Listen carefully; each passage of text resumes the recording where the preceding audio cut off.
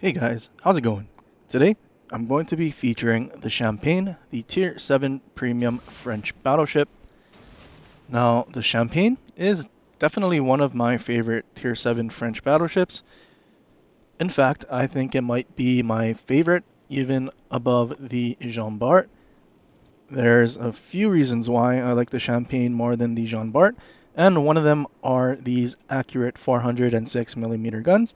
Not only are you able to overmatch the heavy cruisers at the tier, but they are also extremely accurate, which, even though you only have 6 guns, you will most likely be landing 5 out of the 6 fairly consistently. The Champagne is also the fastest French battleship with its engine boost going at around 38 knots. With this speed, you are able to push down flanks fairly quickly, which I am trying to do here. However, I notice that the enemy Bismarck is actually running away, and well, the Wichita is just bow in and reversing.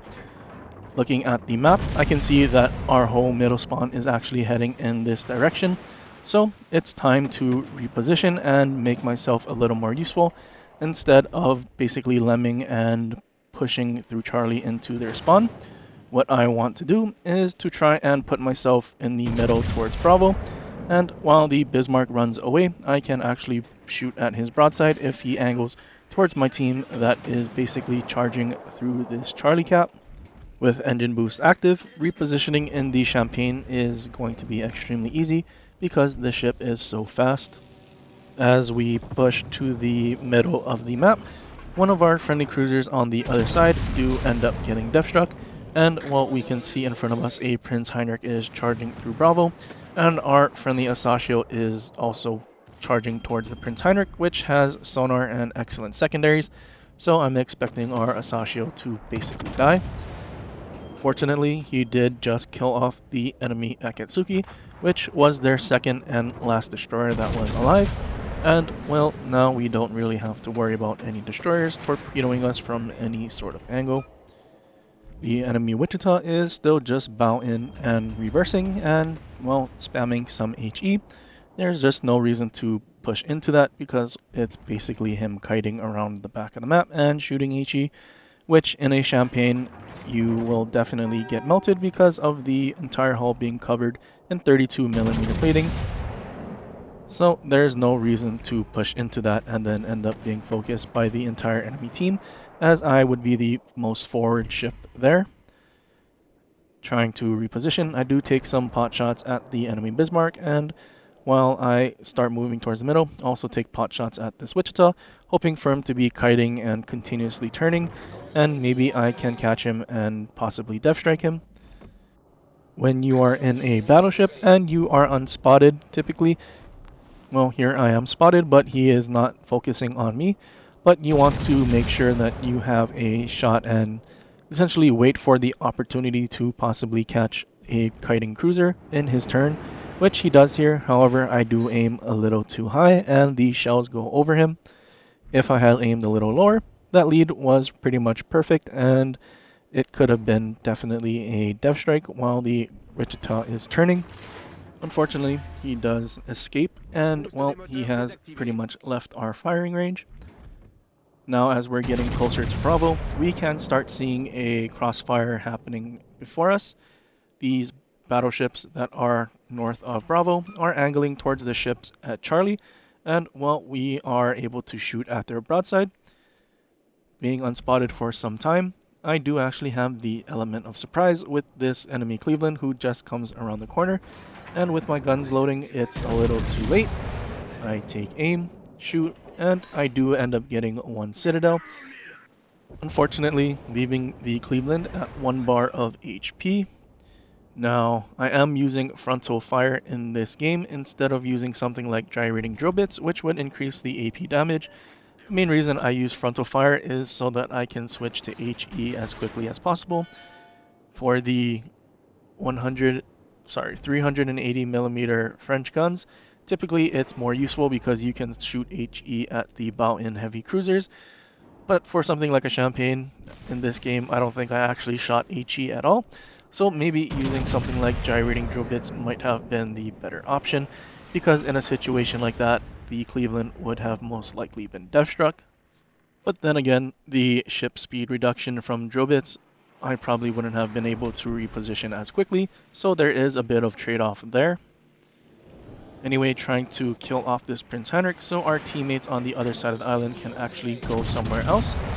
I am actually failing to hit the proper spot on the ship in order to kill him off, and I'm forced to stay here and shoot at him one more time. But you can definitely see with at least that last salvo from the rear gun how accurate the grouping was when it left the gun. Now this Prince Heinrich is beaching and fairly broadside, so now we will definitely not have any sort of issue killing him off, and we finally do. Looking at the map, on Alpha we have our friendly battleship, and we saw an enemy mines over there. Now what we want to do is try and help our friendly battleship with that enemy cruiser, because he is the last one on that side of the map. If we're able to kill off the enemy cruiser and save our friendly battleship, he will then have no issues capturing Alpha, and then we can proceed into Bravo, having pretty much the entire map in our control. Our team that was lemming behind us at Charlie isn't actually pushing through the objective, and they are doing the right thing and essentially just defending Charlie and making the enemy team push into them.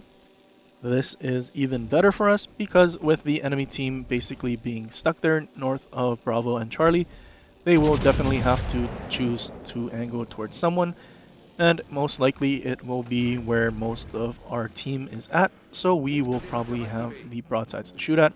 Just like this Iowa, unfortunately there was an island, so we weren't exactly able to shoot at his broadside, but that is the theory and basically just finding ways to put it into practice. Our friendly Gneisenau does enter Alpha, and the enemy mines is then spotted. I turn into Bravo so I can start contesting this cap or help capture it since our friendly destroyer is already there. Turning my guns, the Champagne's turret traverse is actually pretty good, even with the main battery reload mod that slows down the turret traverse. This enemy mines is pretty much sailing broadside to us, and he is stuck between an island and us, so if he decides to angle, he will pretty much beach. I take a shot at his broadside. Unfortunately, I only get one Citadel, hoping to get a couple more and possibly even depth strike him since he was essentially angled and turning and altering the angle of his Citadel and Turtleback. But now he has decided to start YOLOing in towards our Gneisenau. He launched one side of his torps and he did end up missing most of them. And now we are trying to help our friendly Gneisenau and kill off the mines before he's able to turn and get off the other side of his torpedoes. Throughout this game, we have seen some pretty consistent accuracy from this Champagne, especially when shooting at cruisers. I think this ship is the most accurate ship at tier 7, and from what I understand, it's slightly in front of the Vanguard and the Georgia.